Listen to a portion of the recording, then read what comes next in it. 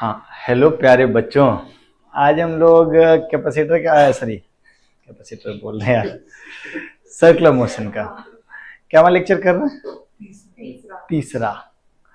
तो बेसिकली हम लोग काइनेमेटिक्स ऑफ सर्कुलर मोशन में थियरी तो सारा कर लिए थे। सेंट्रीपिटल एक्सेलरेशन कितना होता है और क्यों होता है वो भी पता कर लिए थे। कितना होता है centripetal acceleration? v square by r या omega square into r. Tangential acceleration कितना होता है? R alpha. उसको rate of change of speed भी बोलते हैं। ओके। और टोटल एक्सेलरेशन, सेंट्रीपिटल एक्सेलरेशन और टेंजेंशियल एक्सेलरेशन का रिजल्टेंट सब कुछ डिस्कस कर लिए हुए थे। हम बोले थे कि बहुत सारा सवाल करना है हमको, तो आज के क्लास में मेजोरिटी जो है वो सवाल होगा और दो चीजों का हम लोग डिस्कशन भी करेंगे। एक थोड़ा एंगुलर वेलोसिटी को और डिटेल में समझेंगे और दूसरा कि रेडियस ऑफ कर्वेचर को भी थोड़ा डिटेल में। रेडियस जो है, शुरुआत किए थे ना रेडियस से और एंगुलर वेलोसिटी से, तो वो रेडियस का बहुआ पार्ट था, छोटा वाला पार्ट। और एंगुलर वेलोसिटी पढ़े थे, उसमें भी जो एंगुलर वेलोसिटी पढ़े थे वो छोटा पार्ट था, उसको थोड़ा बढ़िया से समझेंगे। ठीक, तो सवाल शुरू करते हैं। आइए शुरू करते हैं। ये पहला क्वेश्चन है, जरा पढ़िए सवाल को। क्या है सवाल? आराम से पढ़िए, समय ही समय है आपके पास। क्वेश्चन नंबर 10 के बाद है, आपका समय ही समय है। पढ़ लिए। क्या कह रहा है? A fan is switched off, its angular velocity reduces to 50% while it makes 36 rotations. How many more rotation will it make before coming to rest? तो जरा बताइए। हाँ बताइए, जरा थोड़ा ट्राई करके बताइए। बताएंगे क्या? ओके। तो क्या कर रहे हो, क्या कह रहे हो तुम कि ओमेगा इनिशियल को मान लूं ओमेगा नॉट, ठीक है, और 50% घट गया तो ओमेगा फाइनल कितना हो गया? Omega naught by 2। और इस दौरान उसने कितना रोटेशन कवर किया? तो डेल्टा थीटा कितना हो गया? 36 रिवॉल्यूशन में ही कर रहे हो क्या? अच्छा, तो ठीक है, 36 रिवॉल्यूशन रेडियन में हो जाएगा, that into 2 pi. Okay, so what did you do after that? अच्छा, ये कि आप किए कि ओमेगा फाइनल का square is equal to omega initial का square minus 2 alpha delta theta. Alpha यहाँ पे the acceleration, angular the acceleration है, ये सर नो प्लस रखते तो एक्सेलरेशन होता, नेगेटिव आ जाता खुद ही। तो ओमेगा फाइनल कितना लिख लिया आपने? ओमेगा नॉट स्क्वायर बाई 4 और ओमेगा इनिशियल का स्क्वायर ओमेगा नॉट का square minus 2 alpha into delta theta 36 revolution. तो देखो यहां से जो अल्फा आएगा वो आएगा रिवॉल्यूशन पर सेकेंड स्क्वायर में। तो आपका क्या आ गया? 72 alpha is equal to 3 omega naught square by 4। Yes और नो? ये एक एक्सप्रेशन आपने बना लिया। फिर क्या किया आपने? अब आपका इच्छा है कि ओमेगा नॉट बाई 2 से घट के 0 हो जाए, नहीं? तो अब ये हो, it will be treated as omega initial and it will be treated as omega final. तो आपने क्या लिखा? फाइनल का square is equal to initial का स्क्वायर माइनस 2 अल्फा इंटू जो भी डेल्टा थीटा डैश, नहीं? तो डेल्टा थीटा डैश जो होगा वो कितना होगा? ओमेगा नॉट का स्क्वायर डिवाइडेड बाय 8 अल्फा, नहीं? बोलो। और यहां से ओमेगा नॉट का स्क्वायर अपॉन अल्फा का वैल्यू रख देते हैं। मान लीजिए कि 72 into 4 divided by 3 is omega naught का स्क्वायर बाई अल्फा। यहां से उठा करके यहां ले आते हैं, तो ये वैल्यू क्या हो जाएगा? 1/8 इंटू 72 इंटू 4 डिवाइडेड बाई 3, है ना? तो ये आंसर कितना आएगा? 12। तुमको लगता है कि सही किए हो? मतलब सही तो किए हो, लेकिन अच्छा काम किए हो। तुम इस बात से खुश हो कि जो किए हो उससे? ये उचित माने एक स्टूडेंट जो कि कंपटीशन का तैयारी कर रहा हो, जेई या नीट, उसके हिसाब से दिस मेथड इज अप्रोप्रिएट। मैंने तो कल भी करा है ऐसा क्वेश्चन, तो हूं कह रहे हो तो किए क्यों नहीं? क्या करोगे? सेम तरीके से बनाए, और कुछ नहीं कर सकते हैं? अल्फा कांस्टेंट हो तो एवरेज एंगुलर वेलोसिटी से नहीं कर सकते हैं?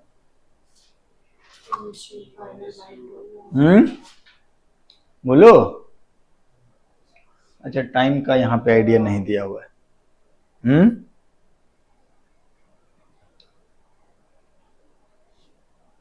लिख लो।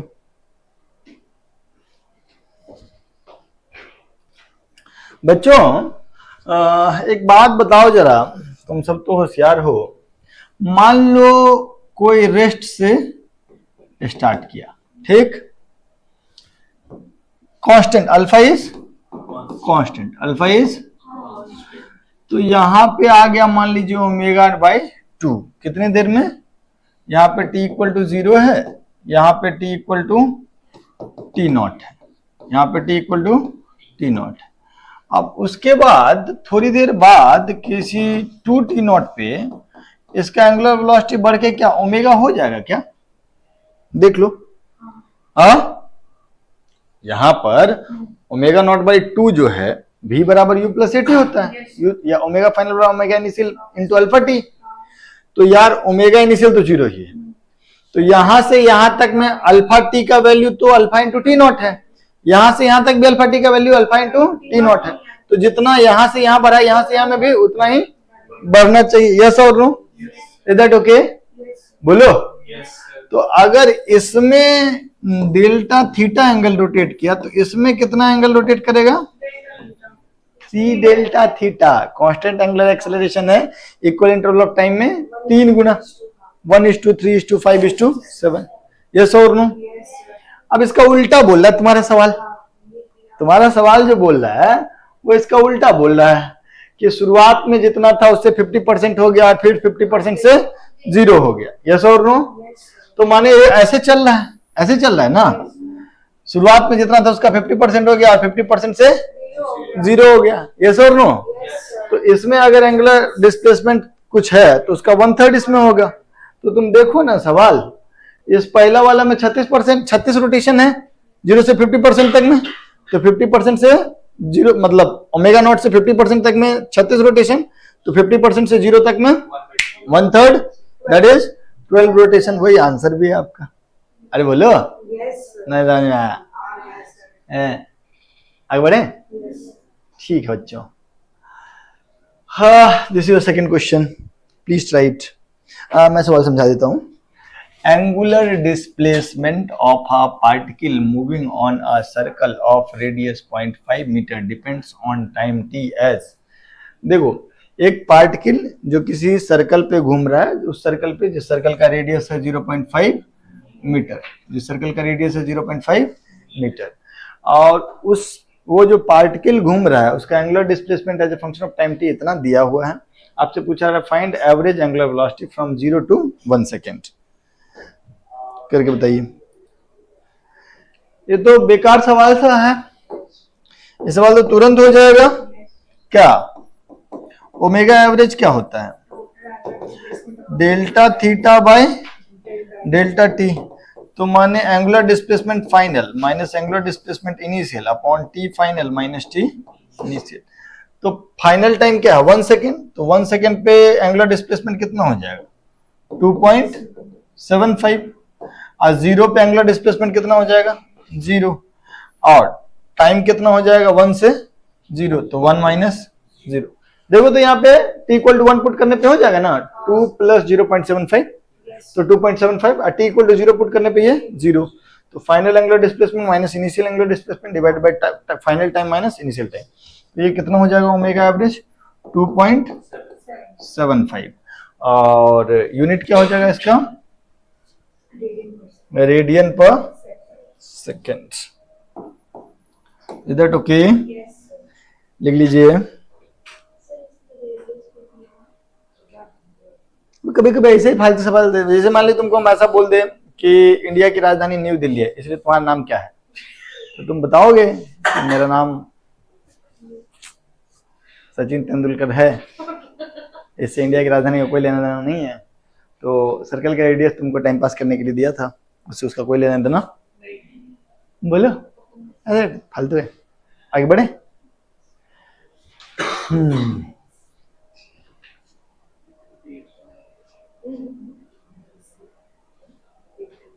ऐसा सवाल तो तीसरा चौथा बार करा रहे हैं यार, जल्दी देखो सॉल्व करा जाए। क्या कह रहे हैं, ऑब्जेक्ट का ये दिया हुआ है इनिशियल एंगुलर वेलोसिटी 1200 आरपीएम और अल्फा भी दे दिया हुआ है 5 पाई रेडियन पर सेकेंड। तो number of revolution before coming to rest. तो यार इस रेडियन पर सेकेंड स्क्वायर को रिवॉल्यूशन पर सेकेंड स्क्वायर कर दें। ओमेगा इनिशियल को हम ऐसे ही लिख लेते हैं, है ना। ओमेगा इनिशियल को लिख लेते हैं 1200 आरपीएम, कोई दिक्कत? और ओमेगा फाइनल 0। अल्फा जो है वो है 5 पाई रेडियन पर सेकेंड। तो रेडियन को 2 पाई से डिवाइड कर देंगे तो रिवॉल्यूशन आ जाएगा। तो ये 5/2 रिवॉल्यूशन पर सेकेंड स्क्वायर। नहीं, अब हमसे डेल्टा थीटा पूछ रहा है, तो क्या लिखेंगे? ओमेगा फाइनल का स्क्वायर बराबर ओमेगा इनिशियल का square minus 2 alpha delta theta. तो ओमेगा फाइनल का स्क्वायर माने 0 का स्क्वायर, ओमेगा इनिशियल का स्क्वायर मतलब 1200 अल्फा को, लेकिन मिनट में भी तो कन्वर्ट करना पड़ेगा, वो आरपीएम है। 60 कर दें, रुको ना, रिवॉल्यूशन पर मिनट है ना, तो पर सेकंड कितना हो जाएगा? डिवाइड बाय 60, 20 रिवॉल्यूशन पर सेकंड। तो ओमेगा इनिशियल का वैल्यू भी यहाँ पे चेंज कर लें, कितना? 20 का स्क्वायर और माइनस 2 अल्फा। अल्फा कितना है? 5/2 इंटू डेल्टा थीटा। यहाँ से डेल्टा थीटा जो आएगा वो रिवॉल्यूशन में आएगा, तो डेल्टा थीटा का वैल्यू कितना हो जाएगा? 400 डिवाइडेड बाई 5। नहीं, ये तो 0 है, इधर आएगा तो 5 डेल्टा थीटा, 220 का स्क्वायर 400, तो दिस इज 80। यस और नो?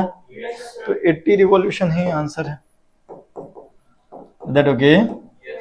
आगे बढ़ूं? पक्का पक्का? बोलो, आगे बढ़े, ठीक है। The particle is revolving on a circle of radius a with increasing its speed uniformly. Which of the following is constant? Oh ho.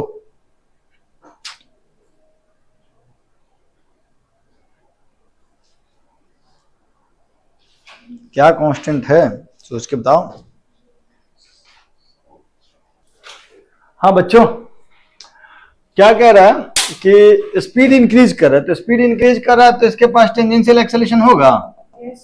नहीं, स्पीड अगर इंक्रीज कर रहा होगा तो इसके पास टेंजेंशियल एक्सेलरेशन होगा नहीं। और सेंट्रीपिटल एक्सेलरेशन तो सेंटर की तरफ है। जैसे जैसे आगे जाएगा, वैसे तो स्पीड इंक्रीज कर रहा है तो सेंट्रीपिटल एक्सेलरेशन भी चेंज हो रहा होगा, नहीं, वी स्क्वायर बाय आर में भी बढ़ रहा होगा। और दूसरी बात कि जैसे जैसे आगे जाएगा वैसे वैसे सेंट्रीपिटल एक्सेलरेशन का डायरेक्शन और टेंजेंशियल एक्सेलरेशन का डायरेक्शन भी बदलेगा। तो ना तो सेंट्रीपिटल एक्सेलरेशन कांस्टेंट है, ना तो सेंट्रीपिटल इसलिए कांस्टेंट नहीं है क्योंकि बी बदल रहा है, मतलब मैग्नीट्यूड भी बदल रहा है और डायरेक्शन भी बदल रहा है। टेंजेंशियल एक्सेलरेशन क्यों कांस्टेंट नहीं है? क्योंकि मैग्नीट्यूड तो कांस्टेंट है, कांस्टेंट रेट से बढ़ रहा है। नहीं, कांस्टेंट रेट से बढ़ रहा है स्पीड, तो स्पीड का बढ़ने का रेट इज टेंजेंशियल एक्सेलरेशन। तो टेंजेंशियल एक्सेलरेशन कांस्टेंट है मैग्नीट्यूड में, लेकिन डायरेक्शन तो उसका बदल रहा होगा, तो टेंजेंशियल एक्सेलरेशन भी बदल रहा होगा डायरेक्शन बदलने की वजह से। सेंट्रीपिटल एक्सेलरेशन तो बदल ही रहा है क्योंकि इसका मैग्नीट्यूड भी बदल रहा है और डायरेक्शन भी बदल रहा है। अच्छा, टेंजेंशियल एक्सेलरेशन का वैल्यू होता है r into alpha. Tangential acceleration पर डायरेक्शन बदल रहा होगा, लेकिन अल्फा का डायरेक्शन किधर होगा? परपेंडिकुलरली आउटवर्ड, अगर ऐसा है तो, ठीक है। टेंजेंशियल एक्सेलरेशन इस तरीके से है तो टेंजेंशियल एक्सेलरेशन है AT equal to r alpha.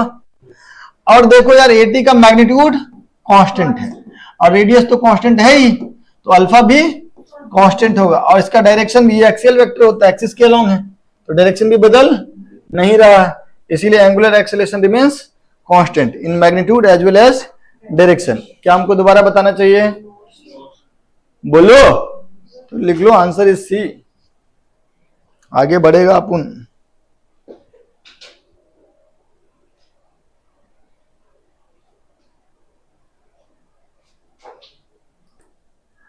हाँ बच्चों, तो थोड़ा सा आगे बढ़े यार, एक दो क्वेश्चन तो हमको लगता है और आगे मिलेगा ही।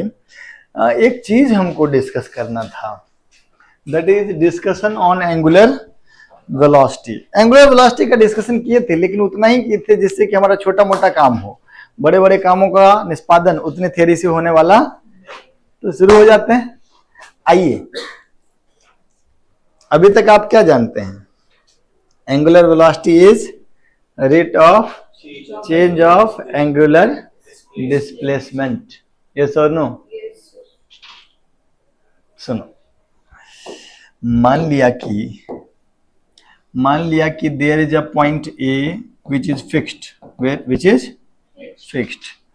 एंड मान लिया कि there is a point B which is moving in this direction, और ये जो दूरी है ये आर है, ये जो दूरी है ये आर है, और ये एंगल है 90 डिग्री। ठीक, अब जरा बताइए what is omega of B with respect to A? Omega of B with respect to A कितना होगा?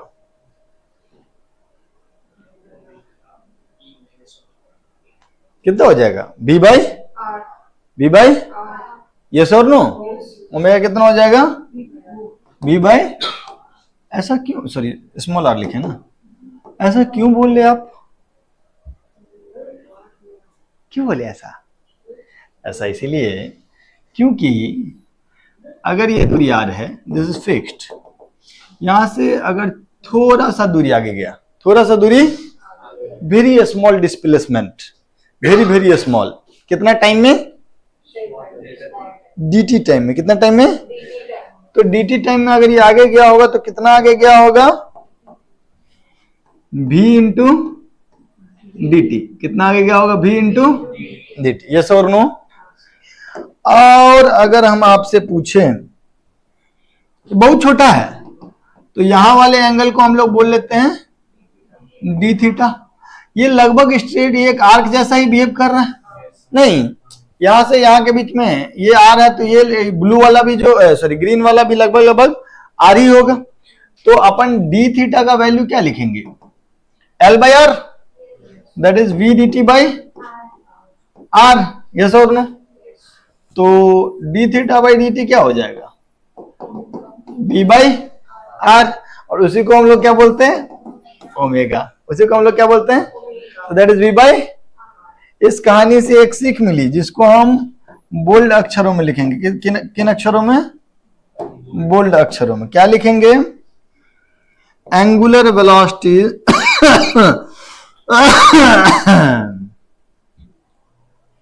Angular velocity is v perpendicular divided by r।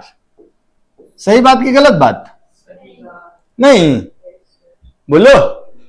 अगर तुमको हम यहां खड़ा कर देते तो तुम जैसे जैसे पार्टिकल आगे जाता वैसे वैसे तुमको अपना मुंडी घुमाना पड़ता ना, है ना? तो मुंडी घुमाने का रेट इस समय पे जो होगा वो हो जाएगा v by r. That okay? बोलो बच्चों, पक्का पक्का? जल्दी लिखते चलो, समय ज्यादा नहीं देगा, समय ज्यादा नहीं देगा अपन। यहां पर जो हम लोगों ने लिखा वो लिखा angular velocity omega of b with respect to a. In this case is how much? In this case that v is how much? v by small r. कोई दिक्कत, कोई परेशानी? अभी हम लोग क्या पढ़ रहे हैं? एंगुलर वेलोसिटी का को बढ़िया से समझ रहे हैं कि आखिर होता क्या है। जल्दी लिखिए दादा, आगे बढ़ूं क्या? बच्चों अगर यहीं पर ऐसा कर दे, सुनना है, मजेदार चीज सब है, छोटा छोटा ही है चीज सब, लेकिन है काम का बात सब। अगर ये दूरी r होता और इसका नाम a है, इसका नाम b है, और v वेलोसिटी से इधर जा रहा है और this angle is theta. What is angular velocity of, ये पॉइंट फिक्स है, ये पॉइंट अभी फिक्स है, थोड़ा देर बाद इसको घुमेबो करेंगे, ठीक। Angular velocity of B, angular velocity of B with respect to A कितना, v cos थीटा बाय, ऐसा क्यों कह रहे हो तुम, इधर की तरफ कह रहे हो v cos और इधर तुम v sin थीटा को वैसे ही इग्नोर कर रहे हो जैसे कि छोड़, लेकिन इग्नोर तो कर ही रहे हो ना, क्यों कर रहे हो इग्नोर v sin थीटा को, क्योंकि वो अबे चेंज तो ये भी नहीं कर रहा, माने उसकी वजह से मुंडी घूम रहा है ना, ये चाहे कहीं भी चले जाए, हमारा यहां से एंगल जो है, ये एंगल को मैं कुछ भी नाम दे देता हूं, इस एंगल को बदलने में इस v sin थीटा का कोई रोल नहीं है, हमको जो एंगल बदलना पड़ेगा, मुंडी जो घुमाना पड़ेगा, एंगुलर डिस्प्लेसमेंट जो होगा उसमें रोल किसका है, v cos थीटा का, यस और नो। तो ये कितना हो जाएगा, v cos theta by r, v cos theta by r, yes और नो। तो इस कहानी से क्या समझ में आया कि एंगुलर वेलोसिटी जो होगा वो हो जाएगा v perpendicular by r। What is v perpendicular, component of velocity perpendicular to line joining both particle, ये पार्टिकल अगर फिक्स्ड है तो नहीं, पार्टिकल एंड सेंटर जहां के अबाउट हम घुमा रहे हैं, तो what is v perpendicular, component of v perpendicular to radius, वही ना, line joining centre and that particle is radius, is that okay, बोलो बच्चों, radius is line joining particle and centre जिसके अबाउट रोटेशन हो रहा है। थोड़ा आगे चलती, हाँ बोलती, ये भी cos थीटा लिखें, ये अभी इसको थीटा दिखाए तो उसको भी थीटा दिखाते अच्छा थोड़ी लगता है, तो ओम से दिखा दी उसको। आगे बढ़े, बोलो, सुनिएगा मेरी बात।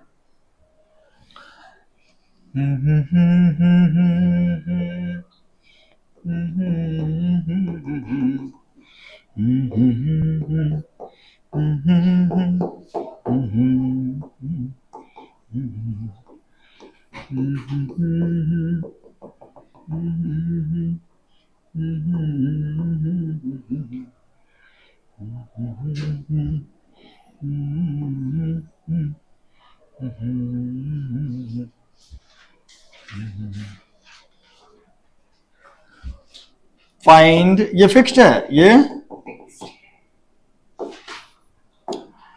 Find angular velocity of b with respect to a, angular velocity of b with respect to, ये बताना है आपको।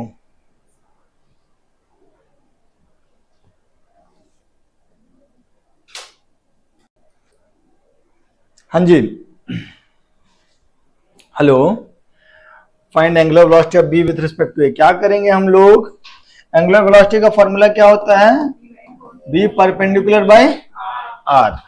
तो एक बात बताओ, पहले तो r क्या होता है, सेंटर से पार्टिकल तक का डिस्टेंस, पोजीशन वेक्टर। तो यहाँ पे r की जगह पे हम लोगों को क्या लिखना चाहिए बताओ, l बाय, ये है l, तो ये हो जाएगा l upon cos theta, that is l sec theta, l sec theta, yes और नो।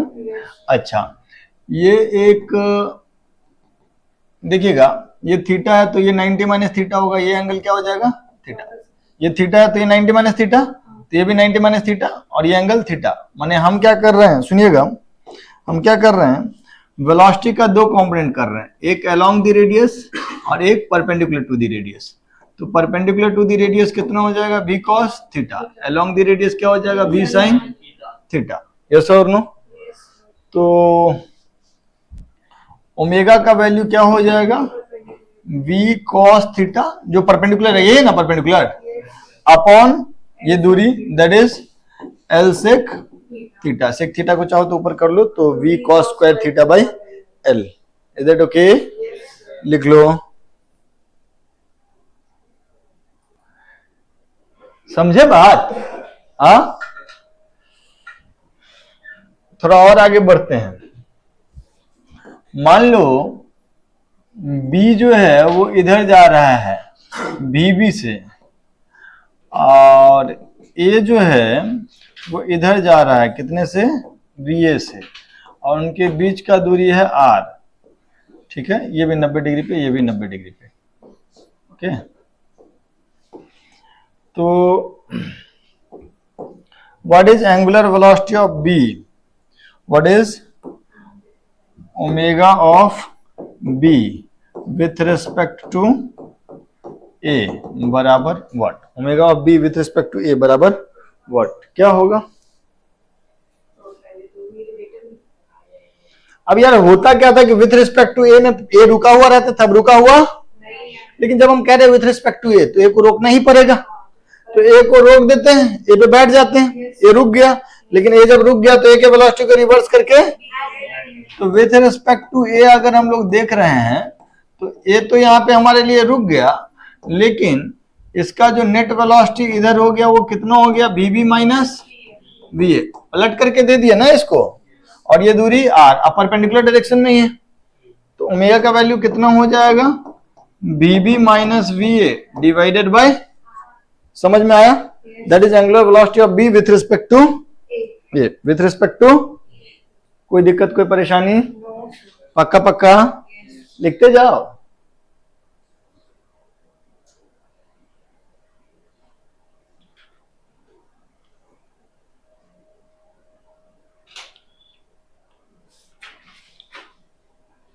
आगे बढ़ू? ए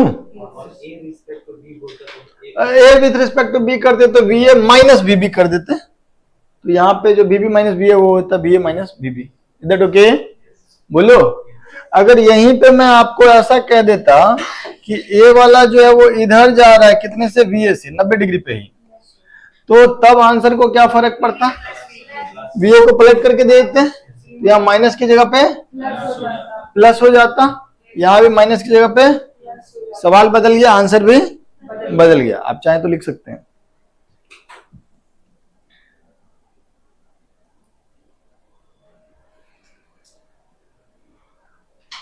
शुड आई बोलो? अच्छा, ऐसा भी तो हो सकता है कि ये है ए, ये है बी, और ये हो जाएगा भी बी, और ये हो जाएगा भी ए। ये एंगल को हम लोग बोल लेते हैं थीटा बी, इस एंगल को बोल लेते हैं थीटा ए, और दोनों के बीच दूरी है आर, वेलोसिटी परपेंडिकुलर नहीं है, ऐसे। ठीक, तो what is omega of B with respect to A? Omega of B with respect to A अगर पूछेगा तो क्या होगा, क्या करेंगे? बी, अरे भाई, हाँ भाई, बीबी का इधर वाला कंपोनेंट आता बीबी कॉस थीटा बी, और इधर बीबी साइन थीटा बी, है ना जी? और बी ए का इधर वाला कंपोनेंट बी ए कॉस थीटा ए, और इधर वाला बी ए साइन थीटा ए।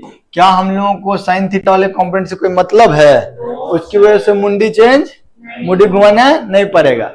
तो जो omega of B with respect to A जो होगा, omega of B with respect to A, वो क्या हो जाएगा, this minus this upon r, तो ये कितना हो जाएगा, B B cos theta B minus V A cos theta A upon r. कोई दिक्कत कोई परेशानी? पक्का पक्का? हमको लगता है मतलब तुमको ठीक ठाक हम एंगुलर वेलोसिटी पढ़ा दिए, तो जब पढ़ा, ए भाई बोलना,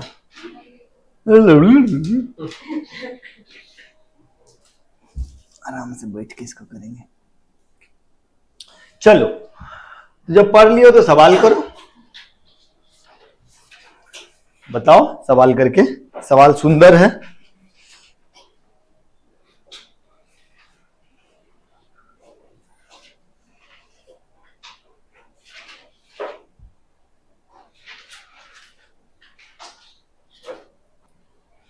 सवाल समझ में कितने लोगों को आ गया भाई? कुछ आया? क्या कह रहा है?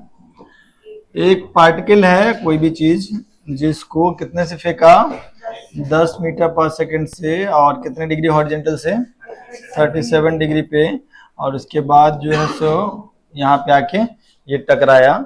लैंडिंग के टाइम पे what is angular velocity of body as observe from point of projection. Point of projection से यहां से हम अगर देखें, ऑब्जर्वर यहाँ पे है, तो लैंडिंग के समय पे इसका एंगुलर वेलोसिटी, तो बेसिकली लैंडिंग के समय में जब ये जा रहा होगा तो सेम ही वेलोसिटी, सेम ही स्पीड से जाएगा इधर 10 से, और ये एंगल सिमेट्री से हम कह सकते हैं कि ये एंगल 37 डिग्री होगा। हम लोग क्या करें, रेडियस वेक्टर पहले ड्रॉ कर लेना। ये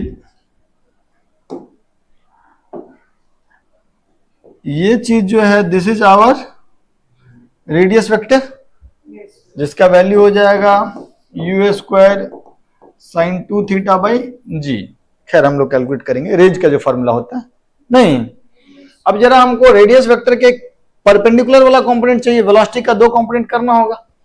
एक होगा इधर, ये कितना हो जाएगा 10 cos 37, तो दैट इज 8, और एक हो जाएगा इधर 10 sin 37, दैट इज 6। यस और नो? कोई दिक्कत? 90 डिग्री पे नहीं, तो ओमेगा, अच्छा ये रेंज का वैल्यू कितना आ जाएगा? मतलब अगर तुम इससे कर लेते हो तो अच्छी बात है, नहीं तो time of flight into you cos theta से भी कर सकते हो। पक्का 16 आ रहा है। 10 cos 37 कितना हो जाएगा 8, इंटू टाइम ऑफ फ्लाइट कितना हो जाएगा 2u परपेंडिकुलर, u परपेंडिकुलर कितना 6 डिवाइडेड बाय 10।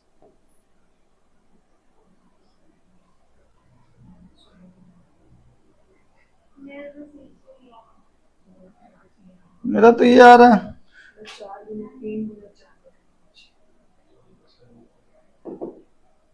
96/10 आ रहा है यार। Range basically u cos theta into time of flight, तो u cos थीटा तो है 8, और टाइम ऑफ फ्लाइट हो जाएगा 2u परपेंडिकुलर बाई जी, तो 2 इंटू 6/10। ये वाला चीज है टाइम ऑफ फ्लाइट, और ये है हॉरिजॉन्टल कंपोनेंट, वही ना होता है रेंज। तो 8 इंटू टाइम ऑफ फ्लाइट, तो 8 into 12/10 96/10। So this is your range. तो ओमेगा का वैल्यू क्या होना चाहिए? v परपेंडिकुलर बाय r, नहीं तो v परपेंडिकुलर कितना 6 डिवाइड बाय r का वैल्यू कितना हो गया 96/10। नहीं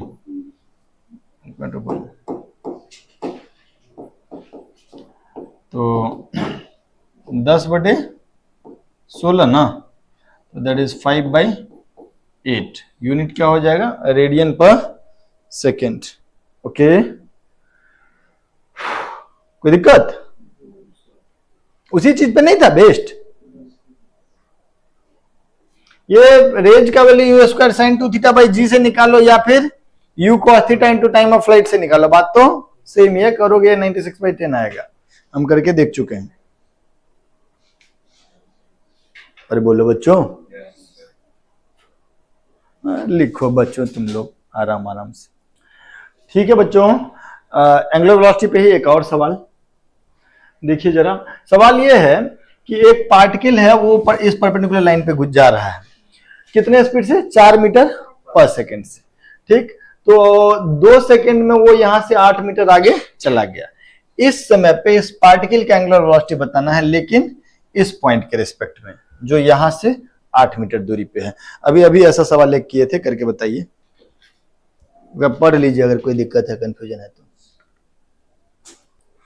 हाँ सुनो ना, एक बात बताओ, एक सवाल ऐसा नहीं किए हैं अभी, ये वाला ऐसे जा रहा था, तो पहले तो रेडियस वेक्टर बनाए, वेलोसिटी का फिर कंपोनेंट लिए रेडियस के परपेंडिकुलर, अभी perpendicular by radius, that is your omega. तो वही सवाल है।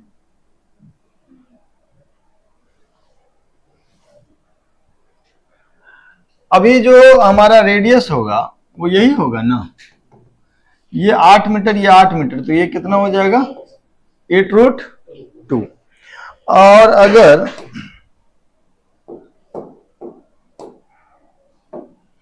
इस 4 का देखिएगा जरा, ये एंगल कितना हो जाएगा, 8 और 8, तो ये एंगल इज 45 डिग्री, तो दिस एंगल इज ऑल्सो। अगर हम ये रेडियस वेक्टर है, इसके परपेंडिकुलर एक लाइन खींच दे, ये 90 डिग्री कर दे, तो this angle is going to be 45 degree, yes और नो। अच्छा एक बात बताओ, अगर मैं आपसे कहूं कि इस 4 मीटर पर सेकंड का कंपोनेंट करो, तो 4 मीटर पर सेकंड का इधर वाला कंपोनेंट कितना हो जाएगा, 4 cos 45, which is your v perpendicular, which is v किसके परपेंडिकुलर, रेडियस के परपेंडिकुलर, नहीं। और दूसरा कंपोनेंट से मतलब ही नहीं है, तो काहे ला करें। तो ओमेगा का वैल्यू जो होगा वो क्या हो जाएगा, v परपेंडिकुलर बाय r, तो v परपेंडिकुलर कितना हो जाएगा, 4 cos 45 और डिवाइडेड बाय r कितना हो जाएगा, 8√2, तो ये वैल्यू हो जाएगा 4/√2 इंटू 8√2, दैट इज 4/16, और जिसका वैल्यू कितना हो जाएगा 1/4 रेडियन पर सेकेंड। बहुत दिक्कत हो गया, सिंपल है ना। अभी अभी सेक स्क्वायर थीटा से बताए थे ये चीज, नहीं ले अभी जो सवाल था, जल्दी देखो। हाँ जी, थोड़ा सा अगला सवाल ऐसा ही है, एक देखिए जरा करके बताइए। रिपीट टेलीकास्ट नहीं है? क्या पहली बात तो ये जो मेरा आर है, ये आर का वैल्यू कितना हो जाएगा, 30/cos 30, 30/cos 30 कितना होगा, 30 बोले 30/cos 30, 30 sec 30, वाह बहुत बहुत बहुत अच्छे बाबू, नहीं ना ठीक है, 30 sec 30 degree, okay very good, बहुत पढ़ जाओगे। और इधर की तरफ वेलोसिटी था कितना, 40, एक लाइन ऐसे खींच देते हैं, ये वाला एंगल कितना डिग्री हो जाएगा, 60, क्योंकि 30 डिग्री है, ये वाला एंगल 60 डिग्री है। हमको किसका कंपोनेंट तोड़ना पड़ेगा दोस्त, 40 का, इधर वाला तो 40 cos 60, जिससे हमको कोई मतलब है नहीं, इधर वाला 40 sin 60 नहीं, तो ओमेगा जो होगा इसका, ओमेगा का वैल्यू क्या आ जाएगा, 40 sin 60, that is v perpendicular upon r कितना 30 sec 30, sec 30 को ऊपर कर दें, cos 30 लिख दें, तो ये हो जाएगा 4/3 गुना sin 60 कितना √3/2 और cos 30 कितना √3/2, तो ये वैल्यू कितना हो गया 1।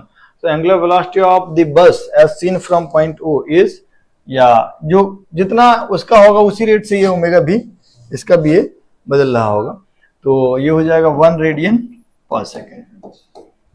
जिस रेट से बस का जो एंगुलर वेलोसिटी होगा उसी रेट से नहीं, यहाँ वाला कैमरा को भी हमको घुमाना पड़ेगा, है ना, तो दैट इज 1 रेडियन पर second. Should I move to the next question?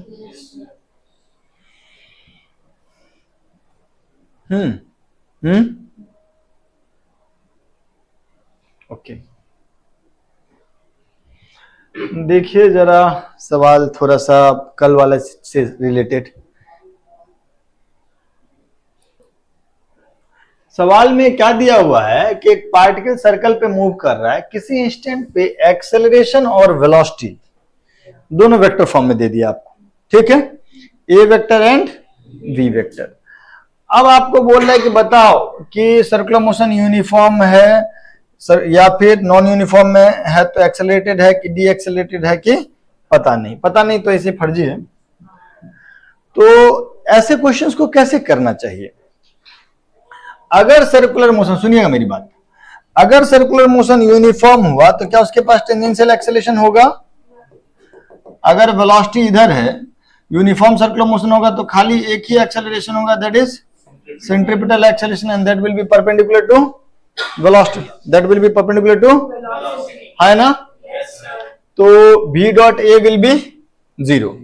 तो याद रखना है कि यूनिफॉर्म सर्कुलर मोशन में v डॉट a क्या हो जाएगा 0, इज दैट ओके। सोचो कि अगर इसका स्पीड बढ़ रहा होता तब ये नॉन यूनिफॉर्म सर्कुलर मोशन होता, अगर इसका स्पीड बढ़ रहा होता तब ये नॉन यूनिफॉर्म सर्कुलर मोशन होता ना, और नॉन यूनिफॉर्म सर्कुलर मोशन में अगर स्पीड बढ़ रहा होता, सोचिएगा मेरी बात, सुनिएगा मेरी बात।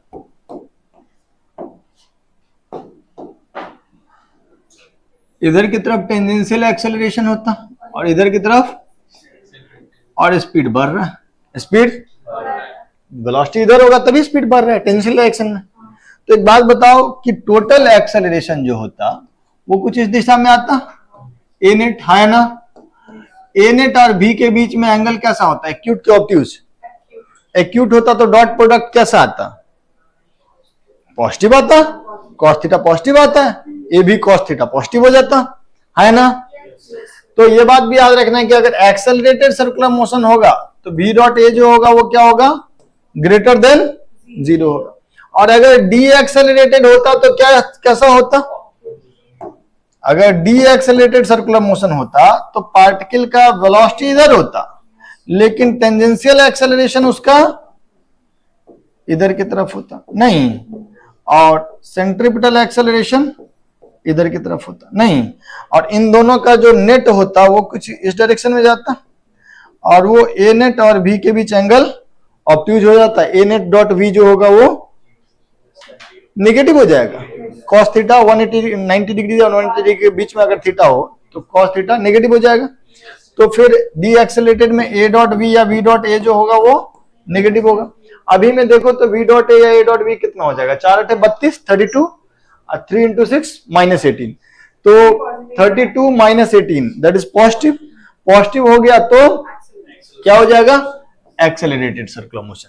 तो इस सवाल को देने का पर्पस ये था कि आप ये समझ पाए, वैसे तो हम आपको बताए भी थे थोड़ा कि वेलोसिटी और एक्सेलरेशन के बीच में एंगल वगैरह क्या होगा, लेकिन आप समझ पाए कि कब यूनिफॉर्म सर्कुलर मोशन होगा, कब नॉन यूनिफॉर्म होगा, नॉन यूनिफॉर्म में भी कब एक्सेलरेटेड होगा और कब डी एक्सेलरेटेड होगा। Is that okay? बोलो। अगर कुछ लिखना है तो लिख लो, फिर हम आगे बढ़ते हैं। ये तीनों बात तो जरूर लिख लेना चाहिए आपको। अगला क्वेश्चन पे आगे बढ़ते हैं। नेक्स्ट क्वेश्चन ये है, कल भी ऐसा सवाल किए थे हम लोग कि आपको टेंजेंशियल एक्सेलरेशन और सेंट्रीपिटल एक्सेलरेशन दिए थे या स्पीड दिए थे तो सेंट्रीपिटल एक्सेलरेशन आ जाएगा, और टोटल एक्सेलरेशन पूछ रहे थे। एक बार देख लीजिए आप।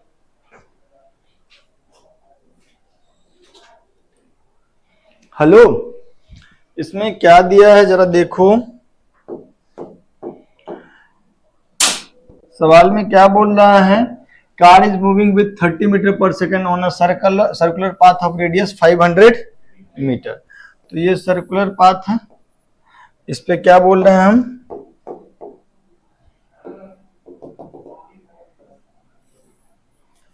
वेलोसिटी कितना है 30 मीटर पर सेकेंड। तो 30 मीटर पर सेकेंड है तो एक तो सेंट्रीपिटल एक्सेलरेशन इधर हो जाएगा, कितना हो जाएगा वो v²/r। तो v²/r माने 900, v² इज 900 ना, 30 का स्क्वायर, r कितना 500। तो सेंट्रीपिटल एक्सेलरेशन सिंपली कितना हो गया 9/5। और कह रहा है कि speed is increasing at the rate 2 metre per second square. तो स्पीड का रेट ऑफ इंक्रीमेंट जो होता है that is called tangential acceleration. तो टेंजेंशियल एक्सेलरेशन कितना हो गया 2। तो ए टोटल जो होगा वो क्या हो जाएगा, √2 का स्क्वायर प्लस 9/5 का स्क्वायर, नहीं तो 100 प्लस 81 डिवाइडेड बाय 25, नहीं तो दैट इज √181/20। √181 लगभग कितना का रूट हो जाएगा, 13 से ज्यादा 14 से कम है ना, और नीचे में कितना है 5, नहीं तो 13 और 14 के बीच का कोई वैल्यू ले लेना अगर आंसर पता करना। √181/5 होगा, बट आंसर जो होगा वो 2 से ज्यादा होगा और 3 से कम होगा, 2 और 3 के बीच में कुछ होगा। 2.7 मीटर पर सेकेंड स्क्वायर आ रहा है, ठीक है, लिख लीजिए इसको।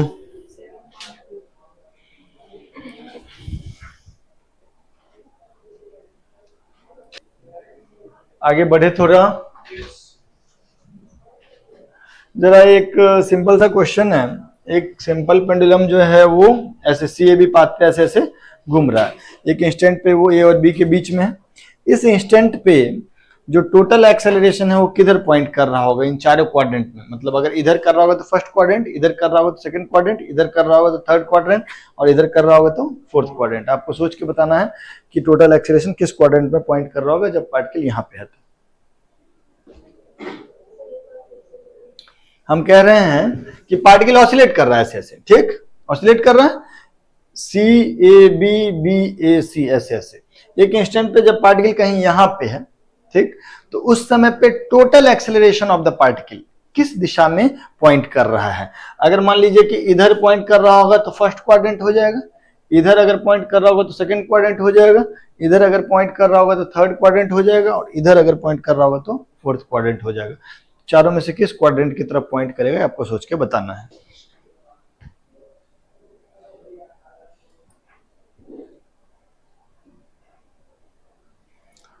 सुनिएगा मेरी बात बच्चों, एक बात बताओ, इस जगह पे ग्रेविटी किधर लग रहा होगा? हाँ, नीचे की तरफ। और टेंशन किधर लग रहा होगा? इधर की तरफ नहीं, बोलो। अच्छा एक बात बताओ, अगर इस एंगल को मैं थीटा बोल लूं तो mg का, हेलो हेलो हेलो, यहां ध्यान दो, mg का एक कंपोनेंट तो इधर होगा ना, mg cos थीटा, और दूसरा कंपोनेंट इधर होगा mg sin थीटा। अब एक बात बताओ कि इसका कुछ वेलोसिटी भी होगा, ये यहां तक जा रहा है तो इस डायरेक्शन या इस बीच में तो कुछ वेलोसिटी होगा ना। तो अगर ये वेलोसिटी होगा तो एक इस डायरेक्शन में तो सेंट्रीपिटल एक्सेलरेशन तो पक्का से ही होगा, क्योंकि सर्कल का सेंटर यहां है, तो एक ये सेंट्रीपिटल तो इधर होगा ही v स्क्वायर बाई आर, जो कौन दे रहा होगा, t और mg cos थीटा का नेट, है ना। mg sin थीटा क्या कर रहा होगा, क्या दे रहा होगा, टेंजेंशियल एक्सेलरेशन, यस और नो। तो अब थोड़ा बात क्लियर हुआ कि एक है सेंट्रीपिटल एक्सेलरेशन और एक है टेंजेंशियल एक्सेलरेशन। तो किस डायरेक्शन में होगा इन दोनों का रिजल्टेंट, इन दोनों का रिजल्टेंट किस डायरेक्शन में होगा?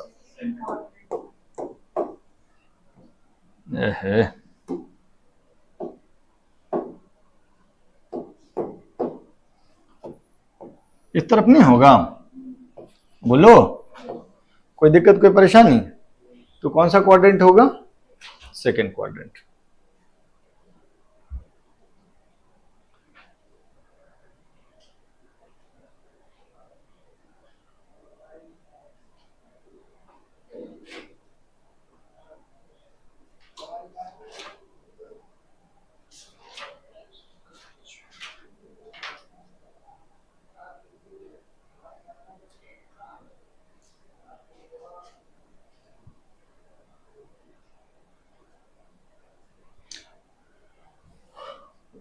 एक मिनट,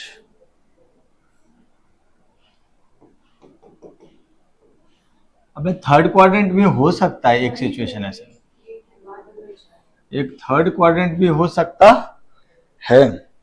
अगर मान लो कि बहुत पहले, मतलब बी के बहुत नजदीक हो, उस समय में वेलोसिटी बहुत कम हो, नहीं तो वेलोसिटी बहुत कम हो तो ये सेंट्रीपिटल का वैल्यू बहुत कम और ये टेंजेंशियल का वैल्यू अच्छा खासा ज्यादा, तब इस दोनों का रिजल्टेंट जो होगा वो इसके ज्यादा नजदीक होगा ना, किसके, टेंजेंशियल के। तो ये हॉरिजॉन्टल से नीचे भी तो आ सकता है, एक ऑप्शन वो भी बनता है। तो यार हम ये कह रहे हैं कि अगर मतलब ए टेंजेंशियल का वैल्यू ठीक ठाक है, माने इनफैक्ट ए टेंजेंशियल का वैल्यू AC से ज्यादा है, एक समय ऐसा होगा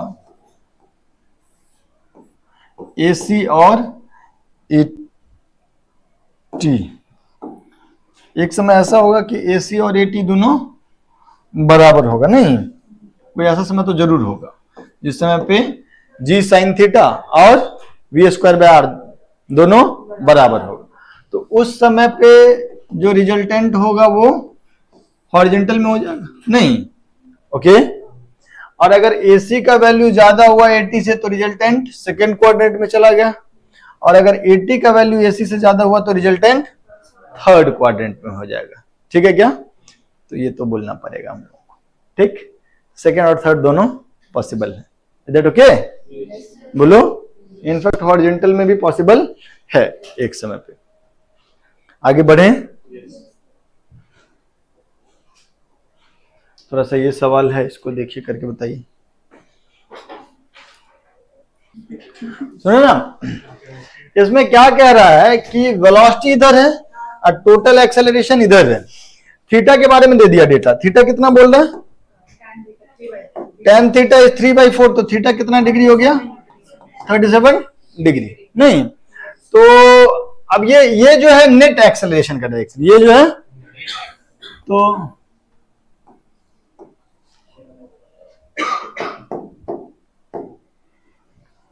इधर की तरफ क्या हो जाएगा, v²/r which is a centripetal, और इधर की तरफ ए टेंजेंशियल है ना, और इन दोनों का रिजल्टेंट जो होगा वो क्या होगा, ए नेट। यस और नो? तो एसी और एटी क्या है, इसी ए नेट का दो कंपोनेंट है ना, तो एसी को हम लोग क्या लिख सकते हैं, ए नेट कॉस थीटा बराबर ए सेंट्रीपिटल, ए नेट साइन थीटा बराबर ए टेंजेंशियल। अच्छा, ए नेट का वैल्यू सवाल वाला 5 दिया हुआ, ए नेट का वैल्यू 5 दिया हुआ, और थीटा 37 डिग्री हो गया, तो ये cos 37 and that is v²/r, that is v²/r, और r का वैल्यू आपको 4 दिए हुआ, तो 5 into cos 37 is 4/5 is equal to v²/4, 5 से 5 कट गया, v² बराबर 16, v बराबर 4 metre per second. Is that okay? ठीक है, ये तो सिंपल नहीं था, अरे बोलो। तो अब एक चर्चा हम लोगों को करना है on radius of curvature. Should I erase it? हाँ बोलो।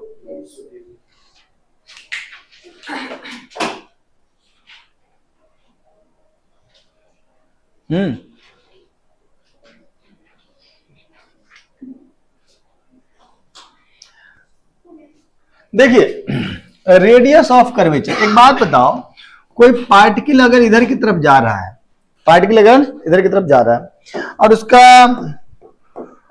टोटल एक्सेलरेशन इधर है, ये एंगल थीटा है, तो कल भी हम बताए थे हालांकि, इस ए का एक कंपोनेंट इधर लिख दें, ए कॉस थीटा, जिसको हम लोग बोल देंगे ए पैरेलल, जो कि वेलोसिटी के पैरेलल है, और एक कंपोनेंट इधर लिख दें ए साइन थीटा, जो कि एक, जो इसको हम लोग बोल देते हैं ए परपेंडिकुलर। ये ए पैरेलल जो है ना वो क्या है, जो कि स्पीड को बढ़ाएगा घटाएगा। ए परपेंडिकुलर जो है ये क्या है, ए सेंट्रीपिटल, और ए सेंट्रीपिटल का वैल्यू क्या होता है, v²/r, v², तो हम ए सेंट्रीपिटल की जगह पे लिख देंगे ए परपेंडिकुलर, और वो हो जाएगा v²/r। यस और नो? तो r का वैल्यू क्या हो जाएगा, v²/a perpendicular. What is v? Speed. v is a perpendicular क्या होता है, a perpendicular is component of a perpendicular to, component of a perpendicular to v, velocity के परपेंडिकुलर। ए परपेंडिकुलर क्या है, एक्सेलरेशन का वो कंपोनेंट जो वेलोसिटी के परपेंडिकुलर है। यस और नो? अगर हम v²/a परपेंडिकुलर कर दिए तो हमको क्या मिल गया, रेडियस ऑफ कर्वेचर। तो क्या हमको मिल गया, what is radius of curvature, what is radius of curvature, v², what is radius of curvature, what is radius of curvature, v²/a perpendicular. तो ए परपेंडिकुलर क्या है, एक्सेलरेशन का वो कंपोनेंट जो वेलोसिटी के परपेंडिकुलर है, एक्सेलरेशन का वो कंपोनेंट जो वेलोसिटी के। Is that okay? जल्दी बाबू, इस टॉपिक पे एक सवाल होता है और उस सवाल को हम लोग कर लेते हैं, बस हो गया, यही आखिरी है। जल्दी देख लीजिए, ये आपके नोटबुक में भी होना चाहिए। हाँ सुनिए मेरी बात, एक तो पूछा है कि यहां पे रेडियस ऑफ कर्वेचर बताओ, और एक पूछा है कि मैक्सिमम हाइट पे रेडियस ऑफ कर्वेचर बताओ। तो मैक्सिमम हाइट पे वेलोसिटी कितना हो जाएगा, u cos थीटा, और एक्सेलरेशन तो सीधे g होगा नीचे की तरफ। इन दोनों के बीच एंगल 90 डिग्री है ही इत्तेफाक से, तब तो कोई टेंशन ही ये चीज मेरा क्या हो गया, ए परपेंडिकुलर, और ये क्या हो गया, बी। तो यहाँ पे जो रेडियस ऑफ कर्वेचर क्या होगा, बी का स्क्वायर बाई ए परपेंडिकुलर, तो that is U square cos square theta divided by G. U square cos square theta divided by, सही की गलत? ये बात तो सही है ना कि मैक्सिमम हाइट पे वेलोसिटी यू कॉस थीटा होता है। असली कष्ट कहां है, at point of projection. At point of projection, acceleration is not perpendicular to velocity. So what we will have to do? बिल्कुल, तुम लोग का इंग्लिश भी अच्छा है यार, हम इंग्लिश में बोलते तुरंत समझ जाते हो तुम लोग, बहुत बढ़िया। सुनो मेरी बात, हेलो बच्चों, अगर मैं आपको ऐसा कहूं कि जो वेलोसिटी है उसके परपेंडिकुलर एक लाइन खींच लो, तो ये थीटा है, तो ये एंगल 90 माइनस थीटा, और जी जो है वो हॉरिजॉन्टल के परपेंडिकुलर है, तो ये 90 माइनस थीटा, तो ये वाला एंगल थीटा। अब तुम ही सोच के बताओ हमको कि ये जो जी है, इस जी का इधर वाला कंपोनेंट कितना हो जाएगा, जो कि वेलोसिटी के परपेंडिकुलर है, और ये वाला क्या हो जाएगा, जी साइन थीटा। जी कॉस थीटा कौन सा एक्सेलरेशन देगा, सेंट्रीपिटल, और जी साइन थीटा कौन सा, टेंजेंशियल। तो यही है ना मेरा ए परपेंडिकुलर, यस और नो? और पूरा का पूरा यू ही मेरा वेलोसिटी हो गया, नहीं? तो यहां पर जो हम रेडियस ऑफ कर्वेचर लिखेंगे, तो ये क्या लिखेंगे, u का square divided by a perpendicular कितना, g cos theta, B square by r is a centripetal, a centripetal is g cos theta, so B square by r is g cos theta, r is B square by g cos theta. B की जगह पे पूरा का पूरा you use कर लिए, कोई दिक्कत कोई परेशानी? ये रेडियस कहां पे है, इस जगह पे, ठीक, और ये रेडियस कहां है, इस जगह। तो यहां पर आज का कहानी खत्म होता है। सर्कुलर मोशन का काइनेमेटिक्स हम लोग कर लिए। अब अगले क्लास में जब मिलेंगे तो we will discuss dynamics of circular motion, ठीक है? चलिए, तब तक के लिए बाय बाय।